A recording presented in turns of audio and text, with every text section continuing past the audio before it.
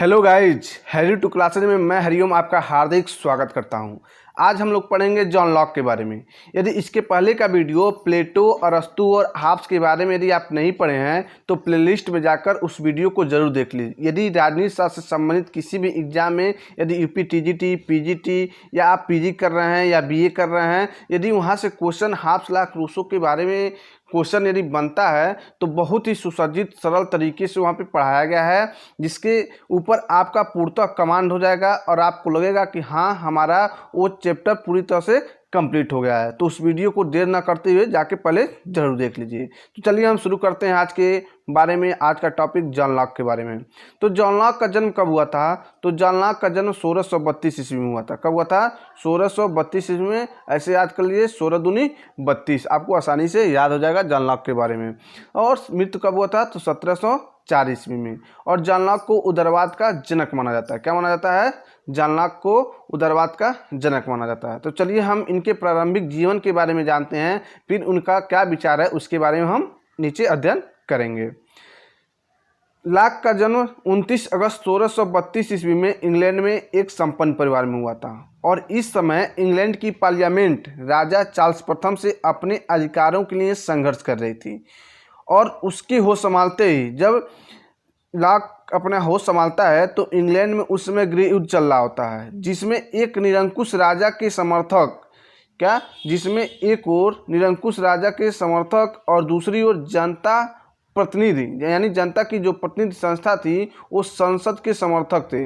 इस प्रकार गृह युद्ध के परिणाम स्वरूप प्रजा के पक्ष में विजय हुई। यानी दोनों में जब युद्ध होता है तो उस समय प्रजा के पक्ष में विजय होती है और सत्ता क्रमवेल के हाथों में चली जाती है। जब इसके पहले का वीडियो हाफ जब पढ़ेंगे तो आपका पूरी तरह से कॉन्सेप्ट क्लियर होता रहेगा। और इसकी अध्यक्षता में जनता के विजय के प्रतीक स्वरूप एक गणराज्य की स्थापना होती है। पर लॉक ने यह देखा कि क्रॉमवेल के निरंकुश शासन में शांति अवश्य स्थापित है, लेकिन वह शांति व्यक्ति की स्वतंत्रता के मूल्य पर बनाई गई थी। यहाँ पे पॉइंट ध्यान दीजिएगा कि भले से ही वह शांति स्थापित था वहाँ पे, लेकिन जो वह शांति थी वह स्वतंत्रता के मूल्य पर बनाई गई थी। परिणाम स्वरूप 1658 ईस्वी में, कब? 1658 ईस्वी में क्रॉमवेल की मृत्यु हो जाती है और निर्वासित जो स्टुअर्ट वंश का उत्तराधिकारी चार्ल्स द्वितीय रहता है, पुनः इंग्लैंड का क्या बन जाता है? सम्राट बन जाता है। और उसके उत्तराधिकारी जो जेम्स द्वितीय से फिर संसद के अधिकारों के विषय में विवाद होता है और जनता के अधिकारों की प्रतिनिधि संसद के अधिकार की स्थापना हो जाती है। इसके लिए इंग्लैंड के राजकुमार ऑरेंज के विलियम को राजा बनाया जाता है तथा उसके राजा बनाते ही संसद ने एक अधिकार पत्र बिल राइट्स पारित करके राजा के अधिकार को सीमित कर दिया। ये था उसका प्रारंभिक जो जीवन परिवेश था। अब हम उसके पढ़ते हैं विचार के बारे में। तो लॉक पूंजीवाद का समर्थक भी था। ये भी आप लोग एग्जाम में ध्यान रखिएगा कि पूंजीवाद का समर्थक यदि पूछता है तो लॉक कहीं ना कहीं पूंजीवाद का समर्थन करता है। अब देखिए इसके बारे में हम लिखते हैं। तो जब ऐसी व्यवस्था वहाँ पे बनती है तो व्यक्ति के अधिकारों को क्या कर दिया जाता है? सुरक्षित कर दिया जाता है। और इस प्रकार लॉक ने उस घटना को देखता है जिससे इंग्लैंड के इतिहास में गौरवपूर्ण क्रांति या रक्तहीन क्रांति किया जाता है या कहा जाता है। और जो 1688 ईस्वी में ये गौरवपूर्ण क्रांति होता है। इसी घटना से प्रभावित होकर अब यहाँ से लॉक अपना विचार जो भी है यही विचारधारा से उसका तालमेल खाता है और अपने विचार को प्रतिपादित करता है। तो इसी घटना से प्रभावित होकर लॉक ने अपने ग्रंथ, यानी उनका जो ग्रंथ है शासन पर दो निबंध, क्या है? शासन पर दो निबंध, टू ट्रीटाइज ऑन गवर्नमेंट में जन सहमत पर आधारित एक ऐसी राजस्व व्यवस्था का, यानी एक ऐसी राजसत्ता का समर्थन किया है जिसकी शक्ति क्या है? मर्यादित है तथा जिसका उद्देश्य निश्चित हो। यानी वो ऐसी राजसत्ता का समर्थन करता है जिसकी शक्ति क्या हो? मर्यादित हो और जिसका उद्देश्य निश्चित हो। तो लॉक के सामाजिक समझौते का यही सार है। जैसे आप जानते हैं कि सामाजिक समझौता का जो सिद्धांत दिया गया है हाब्स के द्वारा भी दिया गया है, लॉक के द्वारा भी दिया गया है और रूसो के द्वारा भी दिया गया है। तो हाब्स ने क्या कहा है कि हाब्स ने कहा कि व्यक्ति जो होते हैं स्वार्थी होते हैं, क्षणिक होते हैं और लालची होते हैं, और उसी पे अपना सामाजिक समझौते के विचार को रखा है। जबकि लॉक ने सामाजिक समझौते का सार क्या बताया है, उसने सत्ता को क्या किया है, मर्यादित किया है। वो कहता है निरंकुश राजतंत्र के स्थान पर वैधानिक राजतंत्र की स्थापना तथा पार्लियामेंट की अंतिम सत्ता को स्वीकार करना नितांत न्याय संगत मानता है। वो क्या करता है कि हाब्स निरंकुश राजतंत्र का समर्थन करता है, और लॉक क्या कर रहा है कि निरंकुश राजतंत्र के स्थान पर वैधानिक राजतंत्र यानी कानून से बंधा हुआ हो, मर्यादित हो, उस सत्ता की स्थापना करता है और पार्लियामेंट की अंतिम सत्ता को भी स्वीकार करता है, और यह न्याय संगत मानता है। लॉक ने गौरवपूर्ण क्रांति जो 1688 ईस्वी में हुआ था उसको उचित ठहराने के लिए 1690 ईस्वी में टू टिटराइज ऑन गवर्नमेंट की रचना करता है। तो इस एग्जाम में आपके क्वेश्चन बन जाए टू टिटराइज ऑन गवर्नमेंट किसकी पुस्तक है, किसकी बुक है, किसका ग्रंथ है, तो आप लॉक को टिक करेंगे, लॉक को चूज करेंगे। इस पुस्तक में उन्होंने 2 खंडों में प्रकाशित किया, यानी इस पुस्तक को 2 खंडों में प्रकाशित किया गया है। पहले खंड में क्या है, तो पहले खंड में रॉबर्ट फिल्मर द्वारा प्रतिपादित दैवी अधिकारों का खंडन करता है, यानी रॉबर्ट फिल्मर एक विचारक हैं, वो दैवी अधिकार यानी राज्य की उत्पत्ति के दैवी अधिकारों का विचार दिए हैं। उसी विचार को किसने लॉक ने खंडन किया है, और दूसरे खंड में हाब्स के निरंकुश विचारों का आलोचना करता है। तो लॉक आप समझ सकते हैं उदारवादी है और हाब्स क्या है, व्यक्तिवादी है। हाब्स ने निरंकुश राजतंत्र को समर्थन किया है और लॉक ने वैधानिक राजतंत्र को समर्पित किया है और सत्ता को मर्यादित किया है। और हाब्स कहता है नहीं, जो राज होगा निरंकुश होगा, राजा अपनी शक्तियों का पूर्णतः उपयोग करेगा, वह किसी के बंधन में नहीं रहेगा। वहीं लॉक उसे कहीं ना कहीं मर्यादित करता है। तो जो टू टिटराइज ऑन गवर्नमेंट लिखे हैं उसी में एक खंड में दैवी अधिकारों का खंडन किया है रॉबर्ट फिल्मर के, और निरंकुश विचारों की आलोचना की है दूसरे खंड में हाब्स के निरंकुश विचारों की, तथा अपने राजनीतिक विचार को प्रतिपादित किया है। तो बुक का क्या नाम है, एक बार फिर रिवीजन कर दे रहा हूँ, टू टिटराइज ऑन गवर्नमेंट किसी पुस्तक है, तो लॉक की। ये बुक आपके एग्जाम में क्वेश्चन हूबहू देखने के लिए मिलेगा, इसलिए मैं बार बार रिवीजन कर रहा हूँ कि आपके सामने आए, और आप देखे रहेंगे वीडियो तो एग्जाम में पक्का है आप सही करके आएंगे। चलिए इसके आगे हम पढ़ते हैं। इस पुस्तक के बारे में एक वाहन राइटर हैं C.E. इनका पूरा नाम है C.E. वाहन। क्या नाम है, C.E. वाहन ने लिखा है कि यह अपने प्रकाशन से 2 पीढ़ियों बाद तक इंग्लैंड एवं फ्रांस में स्वतंत्रता की बाइबल बनी रही। यानी इस किताब के बारे में लिखा है कि किताब इतनी अच्छी थी कि यह अपने प्रकाशन से, यानी जब उस पुस्तक का प्रकाशन हुआ तो 2 पीढ़ियों बाद तक इंग्लैंड में एवं फ्रांस में स्वतंत्रता की बाइबल बनी रही। अब समझ सकते हैं कि एक बुक कितना इंपॉर्टेंट है आपके लिए, आपके एग्जाम में आ सकता है। वाहन ने टिटिज के बारे में लिखा है कि यह एक ऐसी 2 नाल बंदूक है जिसकी एक नोक रॉबर्ट फिल्मर के विरुद्ध तथा दूसरी नोक हाब्स के विरुद्ध तनी हुई है। तो जो टू टिटराइज ऑन गवर्नमेंट पुस्तक है उसके बारे में फिर से वहाँ लिखते हैं कि यह एक ऐसी 2 नाली बंदूक है, यानी 2 नाली बंदूक की बात है, जिसका एक नोक रॉबर्ट फिल्मर के विरुद्ध, यानी रॉबर्ट फिल्मर में दैवी अधिकार का जो विचार दिया था उसका कहीं ना कहीं एक खंडन करता है, और दूसरी नोक पर हाब्स के विरुद्ध तनी हुई है। लॉक ने धर्म के क्षेत्र में धार्मिक सहिष्णुता का प्रतिपादन करते हुए चर्च को राज से अलग कर दिया है। अब यहाँ पे समझने वाली बात है कि लॉक पहला ऐसा विचारक है जिसने धर्म को राज से क्या किया है, अलग किया है। उसने कहा है कि धर्म अंतःकरण का विषय है और यह बाहुबल के प्रयोग से नष्ट नहीं हो जाता है। लॉक पहला राजनीतिक विचारक है जिसने आधुनिक काल में श्रम के सिद्धांत का समर्थन किया है। तो यहाँ पे आप ध्यान देंगे कि लॉक पहला राजनीतिक विचारक है जिसने श्रम के सिद्धांत का, यानी परिश्रम यानी श्रम के सिद्धांत का समर्थन किया है। उसने कहा है जब प्रकृति या सार्वजनिक वस्तु में व्यक्ति अपना श्रम मिला देता है, यानी कोई प्रकृति का वस्तु हो या कोई सार्वजनिक वस्तु हो, उसमें व्यक्ति जब अपना श्रम मिला देता है तो उस पर उस व्यक्ति की निजी स्वामित्व हो जाता है। इसीलिए उस व्यक्ति की मर्जी के बिना व्यक्ति को उसकी संपत्ति छीनने का अधिकार नहीं है। तो लॉक पूंजीवाद का समर्थक है, इसे आप समझ लीजिएगा। देखिए निजी संपत्ति किसे कहते हैं, कोई सार्वजनिक वस्तु हो या प्रकृति हो, जब उसमें हम श्रम मिला देंगे, कोई सार्वजनिक वस्तु है, ठीक है, उसमें मान लीजिए हम प्लस करके श्रम मिला देते हैं, जब श्रम मिला देंगे तो हमारी बन जाएगी निजी संपत्ति। लाक कहता है कि लाक प्राकृतिक अधिकारों की भी चर्चा करता है, लेकिन मैं एक कोटेशन है उसका मैं बताने का प्रयास करता हूँ कि लाक कहता है कि कोई भी व्यक्ति, सभी व्यक्ति क्या होते हैं, जन्म से समान रूप से होते हैं, लेकिन उसके पास एक अपनी शक्ति होती है, वो क्या है, परिश्रम, वो क्या है, श्रम।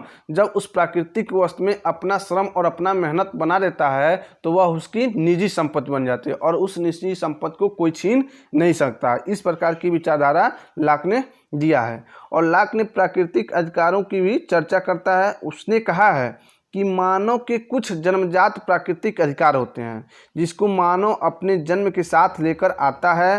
लाक ने कहा है कि यह प्राकृतिक अधिकार किसी मनुष्य के साथ भेदभाव किए बिना सबको समान रूप से मिलता है। लाक क्या कहता है कि यह प्राकृतिक अधिकार जो होता है किसी मनुष्य के साथ भेदभाव किए बिना सबको समान रूप से मिलता है। लाक के अनुसार प्राकृतिक अवस्था में मनुष्य के पास 3 प्राकृतिक अधिकार प्राप्त थे। कौन कौन से, ये बहुत ही इंपॉर्टेंट है, कई बार एग्जाम में बना हुआ है और पूछता भी है। तो लाक के प्राकृतिक अधिकार कौन कौन से हैं? तो पहला क्या है, जीवन का अधिकार, स्वतंत्रता का अधिकार और संपत्ति का अधिकार। तो इसे आप ध्यान में रखेंगे। लाक ने 3 प्राकृतिक अधिकार बताए हैं, जीवन का अधिकार, स्वतंत्रता का अधिकार, संपत्ति का अधिकार। लाक ने इन तीनों अधिकारों में संपत्ति के अधिकार को सबसे महत्वपूर्ण बताया। यानी एग्जाम में यदि क्वेश्चन बन जाए कि लाक ने जो प्राकृतिक अधिकार बताए हैं उन तीनों में सबसे महत्वपूर्ण कौन है, तो सबसे महत्वपूर्ण क्या है, संपत्ति का अधिकार। वाहन ने यानी सी वाहन ने लाक के इस विचारों पर कहा है कि संपूर्ण दर्शन का उद्देश्य व्यक्ति की संपत्ति की सुरक्षा करना है। यानी क्या कहते हैं सी वाहन कि संपूर्ण दर्शन का उद्देश्य व्यक्ति की संपत्ति की सुरक्षा करना है, सी वाहन ने कहा है। लाक प्राकृतिक अधिकारों को राज उदय के पूर्व मानता है। यानी लाक क्या कहता है कि जो प्राकृतिक अधिकार है वो राज्य जब उदय नहीं हुआ था उसके पूर्व ही प्राकृतिक अधिकार था, और कहता है कि राज्य उदय के बाद भी यह अधिकार इसी तरह बना रहेगा। अर्थात प्राकृतिक अधिकार क्या है, विकासशील नहीं है। क्या है, वो खुद विकसित है, वो विकासशील नहीं है। लाक पूंजीवाद का समर्थक है, इसे आप ध्यान में रखेंगे। लाक क्या है, पूंजीवाद का समर्थक है। वो श्रम के सिद्धांत का भी समर्थन किया है। एग्जाम में ऐसे ही वन लाइनर आपके एग्जाम में क्वेश्चन बनेगा। इस वीडियो को देखने के बाद मैं कोशिश करूंगा कि जितने भी टॉपिक आपको पढ़ाया हूं उसका वन लाइनर फॉर्मेट लेके आऊं कि जिससे कोई भी क्वेश्चन हो आपके एग्जाम में किस प्रकार से क्वेश्चन बनता है आपको पता भी चले और आपका पढ़ने के बाद रिविजन भी हो जाए कम समय में, जिससे आपकी एक अच्छी तैयारी और एक अच्छी पकड़ बन सके। अब मानव स्वभाव के बारे में क्या बताया है लाक ने, उसे हम देखते हैं। लाक के अनुसार मनुष्य प्रेमी, त्यागी, सहिष्णु, सहयोगी तथा सदाचारी होता है। अब यहाँ पे ध्यान दीजिएगा, हाब्स क्या करता है कि मनुष्य स्वार्थी है, पाशविक है, और यही लाक क्या कर रहा है कि मनुष्य प्रेमी है, त्यागी है, सहिष्णु है, सहयोगी है तथा सदाचारी है। अतः मानव स्वभाव के प्रति उसके मन में अच्छे विचार थे। लाक को एक संपन्न परिवार में जन्म लेने के कारण बचपन में उसे सभी चीज़ें प्राप्त हुई थी जो व्यक्ति के व्यक्तित्व के लिए आवश्यक होती हैं। लाक का प्रसिद्ध कथन है कि मनुष्य एक सामाजिक प्राणी है। तो यदि अरस्तु रहता है तो पहले अरस्तु को टिक करेंगे, अगर अरस्तु ऑप्शन में नहीं है तो आप लाक को टिक कर सकते हैं। अब प्राकृतिक अवस्था के बारे में लाक क्या बताता है। लाक ने प्राकृतिक अवस्था को अच्छा बताया है। लाक के अनुसार प्राकृतिक अवस्था में मेल जोल एवं सहयोग एवं सहानुभूति की अवस्था है, और प्राकृतिक अवस्था में पूर्व सामाजिक एवं पूर्व राजनीतिक थी। लेकिन यह स्मरण रहे कि प्राकृतिक अवस्था भले ही पूर्व सामाजिक रही हो, लेकिन सामाजिकता मनुष्य के व्यवहार में भी था। प्राकृतिक अवस्था में ही मनुष्य के पास 3 प्रकार के प्राकृतिक अधिकार थे। वो कौन कौन थे, पहले मैं बताया हूँ कि जीवन का अधिकार, यानी प्राकृतिक अवस्था में ही प्राकृतिक अधिकार थे। तो जीवन का अधिकार, स्वतंत्रता का अधिकार एवं संपत्ति का अधिकार। लाक ने कहा है कि प्राकृतिक अवस्था में रहने वाला प्रत्येक मनुष्य अपने काम से काम रखता है और किसी को किसी से शिकायत नहीं है। अर्थात हर व्यक्ति अपने प्राकृतिक अधिकारों का उपयोग करते हुए अपने काम से काम रखता है। ये प्राकृतिक अवस्था के बारे में लॉक महोदय ने बताया है। लॉक का कथन है, एक कथन आप लोग देख लीजिएगा, कथन आपके एग्जाम में बनेगा ही बनेगा, तो इसे आप लोग जरूर देख लीजिए और हो सके तो एक नोटबुक पे, एक कॉपी पे लिख लीजिए, जिससे समय आने पे आप कम समय में उसका रिवीजन कर सकें। तो लॉक का कथन है कि पहले संपूर्ण समाज क्या है, पहले संपूर्ण समाज अमेरिका जैसा था। पहले संपूर्ण समाज अमेरिका जैसे था। लॉक के अनुसार प्राकृतिक अवस्था में प्रकृति के कानून विद्यमान थे। यद्यपि लॉक के अनुसार प्राकृतिक अवस्था में कोई समस्या नहीं है, लेकिन फिर भी उसमें कुछ कमियां हैं, अर्थात एक निश्चित सत्ता का अभाव है। क्या है, निश्चित सत्ता का अभाव है। अर्थात दूसरे शब्दों में कहा जाए तो इसमें कानून को लागू करने वाला, बनाने वाला और व्याख्या करने वाला कोई नहीं है। प्राकृतिक अवस्था में क्या, उसे कानून को बनाने वाला, लागू करने वाला, उसका व्याख्या करने वाला कोई नहीं है। ये है प्राकृतिक अवस्था के बारे में उनका विचार, और यही है समझौते का कारण। क्या है, लॉक के सामाजिक समझौते के कारण इसको यहाँ पे बताया गया है। तो हम यहाँ पे देखने का प्रयास करेंगे और साथ ही समझने का भी प्रयास करेंगे। प्राकृतिक अवस्था में जीवन व्यतीत करते हुए 3 प्रकार की कठिनाइयाँ थीं। क्या क्या थी?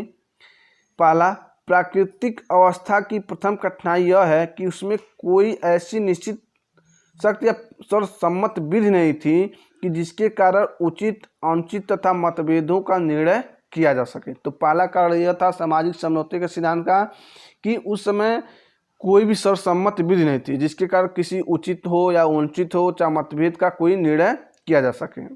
दूसरी कठिनाई क्या थी कि यह प्राकृतिक नियम या विधान को इसके अनुरूप निर्णयों को क्रियान्वित करने के लिए प्राकृतिक दशा में कोई साधन या संस्था नहीं थी, यानी उसको करने के लिए कोई संस्था भी नहीं थी। दूसरा पॉइंट हो गया। तीसरी कठिनाई यह थी कि इसमें सभी व्यक्तियों को न्याय करने तथा दंड देने का अधिकार होता था। अर्थात दंड देने वाला कोई निष्पक्ष सत्ता नहीं होती थी जिससे वो व्यवस्था नहीं चल सकती थी। ये है कारण। अब है सामाजिक समझौता। सामाजिक समझौता के अनुसार 2 प्रकार के समझौते की चर्चा करते हैं। पहला समझौता होता है सामाजिक समझौता और दूसरा होता है राजनीतिक समझौता। प्राकृतिक अवस्था से बाहर निकलने के लिए क्या, प्राकृतिक अवस्था से बाहर निकलने के लिए मनुष्य ने एक समझौता किया। हाब्स के अनुसार जहां मनुष्य ने एक ही समझौता किया जिसके द्वारा राज्य और सरकार का जन्म हुआ, जबकि लॉक ने 2 प्रकार के समझौते की चर्चा करता है। तो यहाँ पे आपके एग्जाम में क्वेश्चन बनता है कि एक पक्षी समझौता किसके द्वारा था, यानी सामाजिक समझौता में एक पक्षी समझौता किसके विचार के अनुसार है, तो हाब्स के अनुसार है। और पूछ दे कि द्विपक्षीय समझौता किसके आधार पे है, तो लॉक के अनुसार है। इसे आप ध्यान में रखिएगा। सामाजिक समझौता, यह समझौता जनता के बीच आपस में हुआ। जो सामाजिक समझौता था, यह समझौता जनता के बीच आपस में हुआ, अतः यह एक पक्षी समझौता है। इसके द्वारा नागरिक या समाज का जन्म होता है। जो आपस में समझौता है उसी के द्वारा नागरिक या समाज का जन्म होता है। चूँकि यह समझौता बिना शर्त एवं एक पक्षी है, इसीलिए राज्य का निर्माण हो जाने के बाद उसे समाप्त नहीं किया जा सकता। इसीलिए राज्य क्या है, स्थायी है, परमानेंट है। तो इसे आप लोग समझ लीजिएगा। क्या कर रहा है लॉक, यह समझौता जनता के बीच आपस में हुआ है, अतः यह एक पक्षी समझौता है और इसके द्वारा नागरिक या समाज का क्या होता है, जन्म होता है। चूँकि यह समझौता बिना शर्त एवं के और यह एक पक्षी है, इसलिए राज्य का निर्माण हो जाने के बाद इसे समाप्त नहीं किया जा सकता और राज्य स्थायी होता है। अब राजनीतिक समझौता को समझते हैं हम। यह समझौता जनता एवं शासक के बीच हुआ। जो सामाजिक समझौता हुआ है वो जनता के मध्य हुआ है और जो राजनीतिक समझौता हुआ है वह जनता और शासक के बीच हुआ है। अर्थात यह द्विपक्षीय समझौता है। इसके द्वारा सरकार की क्या होती है, स्थापना। पहले के द्वारा समाज या नागरिक जन्म होता है और दूसरे में क्या होता है, सरकार की स्थापना होती है। जनता इसी समझौते के दौरान अपने प्राकृतिक अधिकारों अर्थात जीवन, स्वतंत्रता एवं संपत्ति का अधिकार सरकार को सौंप देता है। तो जब राजनीतिक समझौता होता है उसके अनुसार व्यक्ति जो होता है अपने सारे जो प्राकृतिक अधिकार होते हैं, जैसे जीवन का हो गया, स्वतंत्रता का हो गया, संपत्ति का अधिकार हो गया, ये सब सरकार को सौंप दिया जाता है। अब देखिए, लाक को आधुनिक काल के संविधानवाद का पिता भी कहा जा सकता है। अगर ऐसे पूछे कि संविधानवाद का जनक किसे कहा जाता है तो आप अरस्तु को लगाएंगे। क्या लगाएंगे? अरस्तु। अगर क्वेश्चन बनता है कि संविधानवाद का जनक किसे कहा जाता है तो अरस्तु का।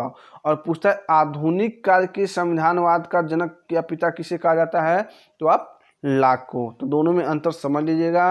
अगर आधुनिक काल का पूछता है संविधानवाद के पिता तो आप लॉक को लगाएंगे, और पूछता है कि संविधानवाद का या पाश्चात्य जगत में संविधानवाद का जनक कौन है तो आप अरस्तु को टिक करेंगे। ठीक है, नेक्स्ट चलते हैं।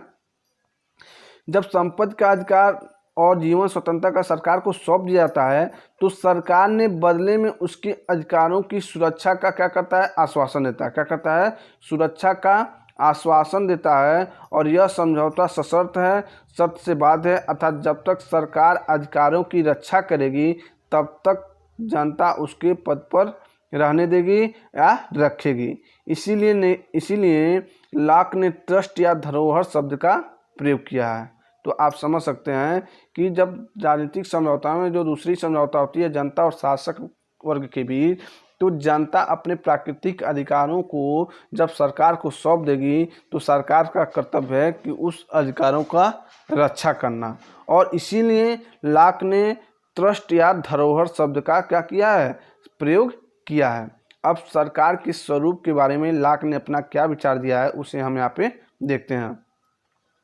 लॉक ने अपने विचारों में यह प्रतिपादित किया है कि राज्य और सरकार में अंतर है। तो यहाँ पे ध्यान दीजिएगा कि लॉक क्या कहता है कि राज्य है और सरकार में अंतर है। इसीलिए लॉक आधुनिक काल का प्रथम विचारक है जो राज्य और सरकार में अंतर किया है। तो इसे भी आप ध्यान देंगे कि जॉन लॉक पहला ऐसा विचारक है जो आधुनिक काल में राज्य और सरकार के मध्य अंतर किया है।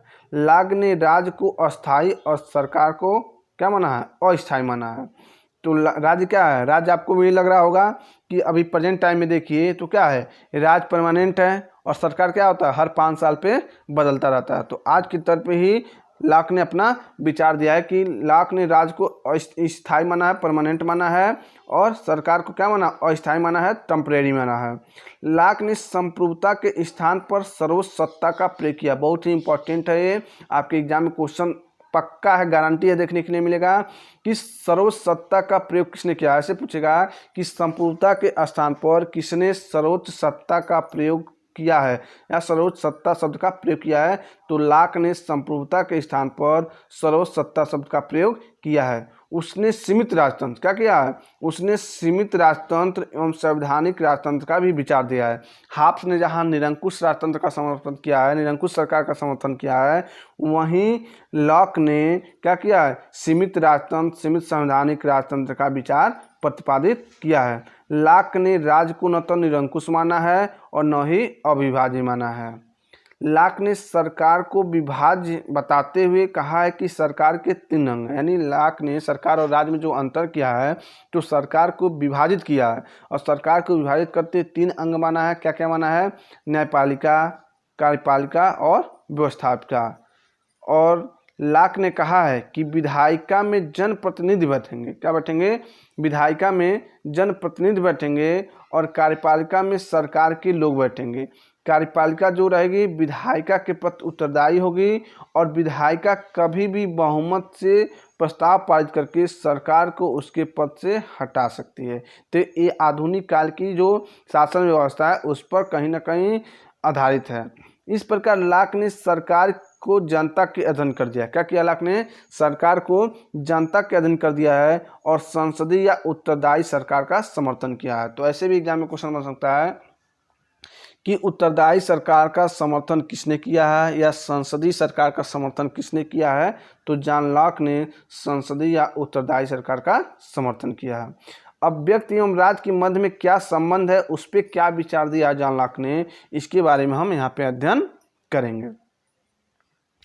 लॉक ने राज्य एवं व्यक्ति के बीच संबंध बताते हुए कहा है कि राज्य साधन है और व्यक्ति साध्य है। यानी व्यक्ति को क्या बताया गया है, यहाँ पे महत्वपूर्ण बताया गया है। वो कहता है कि राज्य साधन है, व्यक्ति साध्य है। उसने कहा है कि जनता कभी भी बहुमत से सरकार को हटा सकती है और लॉक के इस वक्तव्य को क्रांति का सिद्धांत कहा जा सकता है। इसे आप ध्यान में रखेंगे क्योंकि उसने व्यक्ति को साध्य माना है और कहता है कि व्यक्ति साध्य है और राज्य क्या है, साधन है। व्यक्ति की सभी व्यवस्थाओं का जिम्मेदारी किसका है, राज्य का है।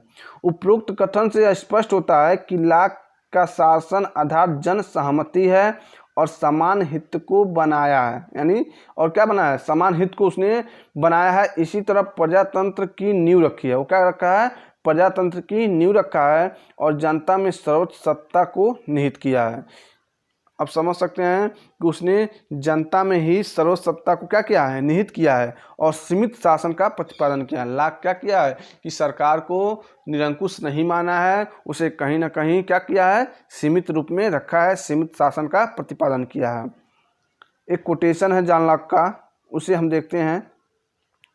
सरकार अधिकारों का निर्माण नहीं करता वरन उसकी व्याख्या करता है, उन्हें लागू करता है, इनकी रक्षा करता है। तो ये कथन सुनिए, लॉक का है, बहुत ही इंपॉर्टेंट कोटेशन है, परिभाषा है। इसे आप लोग अपने नोटबुक में जरूर लिखिए और विश्वास मानिए अगर इस नोट्स को आप पढ़ते हैं तो आपका उस टॉपिक पे आपका कहीं ना कहीं एक अच्छी पकड़ बन जाएगा और आपके अंदर एक नई समझ आएगी जिससे आपको रटना नहीं पड़ेगा, आप समझ के भी क्वेश्चन आंसर सॉल्व कर सकते हैं एग्जाम में।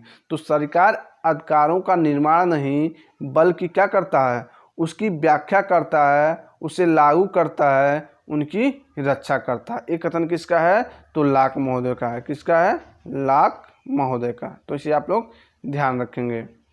कुछ महत्वपूर्ण फैक्ट्स निकल के आ रहे हैं तो उसके बारे में हम यहाँ पे पढ़ते हैं। लॉक के समझौते का सही क्रम क्या है, तो पहला क्या है, नैसर्गिक अधिकार, फिर प्राकृतिक अवस्था, फिर समझौता, फिर नागरिक समाज। अब देखिए, नैसर्गिक अधिकार का मतलब प्राकृतिक अधिकार हो गया, उसके बाद प्राकृतिक अवस्था, यानी पहले प्राकृतिक अधिकार है, फिर प्राकृतिक अवस्था आएगा, फिर समझौता होगा, फिर नागरिक समाज का जन्म होगा। तो कभी कभी ऐसे क्रमबद्ध करने के लिए आ जाएगा तो भी आपको दिक्कत हो सकता है, इसलिए ध्यान रखें। कई बार आप प्राकृतिक अवस्था को ही फर्स्ट पे लगाएंगे तो ऐसी गलती आप नहीं करेंगे। पहले वो प्राकृतिक अधिकार को महत्व देता है, यानी नैसर्गिक अधिकार को, फिर प्राकृतिक अवस्था से, फिर समझौता। पहले प्राकृतिक अधिकार होगा तो प्राकृतिक अवस्था आएगा और जब प्राकृतिक अवस्था की स्थिति बनेगी तो मनुष्य क्या करेंगे, आपस में समझौता करेंगे और जब समझौता करेंगे तो नागरिक समाज का उदय होगा। लॉक ने सरकार के लिए किस शब्द का प्रयोग किया है, तो लॉक ने सरकार के ट्रस्ट या धरोहर शब्द का प्रयोग किया है। लॉक ने सरकार के लिए क्या किया है, ट्रस्ट या धरोहर शब्द का प्रयोग किया है। और संपूर्णता के लिए पूछता है तो सर्वोच्च सत्ता शब्द का प्रयोग किया है। क्या किया है, सर्वोच्च सत्ता शब्द का प्रयोग किया है। और कोटेशन है देखिए, जहाँ कानून नहीं वहाँ स्वतंत्रता नहीं है, जहाँ कानून नहीं वहाँ स्वतंत्रता नहीं। एक किसका कथन है, तो जॉन लॉक का कथन है। लॉक ने संपूर्णता शब्द के स्थान पर, देखिए मैं पहले बता रहा था वही लाइन है यहाँ पे कि लॉक ने संपूर्णता शब्द के स्थान पर सर्वोच्च सत्ता या सर्वोच्च शब्द का प्रयोग किया है। लॉक ने कहा है, जनता वह प्रहरी है जो जाग जाग कर यह देखती है कहीं उसका पहरेदार सो तो नहीं गया है। ते भी कोटेशन आप जॉन लॉक का है, इसे देख लीजिएगा। जनता वह प्रहरी है जो जाग जाग कर यह देखती है कि कहीं उसका पहरेदार सो तो नहीं गया है। रॉबर्ट फिल्मर की पुस्तक क्या है, तो पैट्रियार्का का एक बुक है। क्या है, पैट्रियार्का, ये बुक है रॉबर्ट फिल्मर महोदय का। इन्होंने बहुत सारे सीई वाहन जो आप देखे हैं अभी, सीई वाहन ने कोटेशन दिया है, तो रॉबर्ट फिल्मर ने दैवीय प्राकृतिक अधिकारों का विचार दिया था, उसका कहीं ना कहीं लॉक भी खंडन करता है। लॉक संपत्ति के श्रम सिद्धांत के प्रतिपादक थे। क्या थे, लॉक संपत्ति के श्रम सिद्धांत के प्रतिपादक थे, मैं पहले ही बताया हूँ आपको। इनकी कुछ बुक है इम्पॉर्टेंट्स है, इसे आप लोग जरूर देखिए। इनकी बुक है एस्से किसकी पुस्तक है, जॉन लॉक की। और टू ट्रीटीज आर्गुमेंट तो लॉक की है ही। कंसर्निंग किसकी बुक है, तो जॉन लॉक की है। ह्यूमन किसकी बुक है, जॉन लॉक की है। और अंडरस्टैंडिंग किसकी बुक है, जॉन लॉक की है। तो ये लास्ट टॉपिक है, तो यहाँ से वीडियो समाप्त होता है। तो वीडियो आपको कैसा लगा हो पढ़ के जरूर बताएं। अगर वीडियो आपको अच्छा लगा हो तो वीडियो को लाइक करिए और चैनल को क्या करिए, सब्सक्राइब करिए। और सब्सक्राइब करने के बाद बगल में बेल आइकन को दबा लीजिए और क्या करिए, दबाने के बाद अधिक से अधिक अपने दोस्तों के पास शेयर करिए, जिससे उन्हें भी क्या हो, ज्ञान की अच्छी प्राप्ति हो। तो जय हिंद, जय भारत, आपको शुभकामनाएं मेरी तरफ से।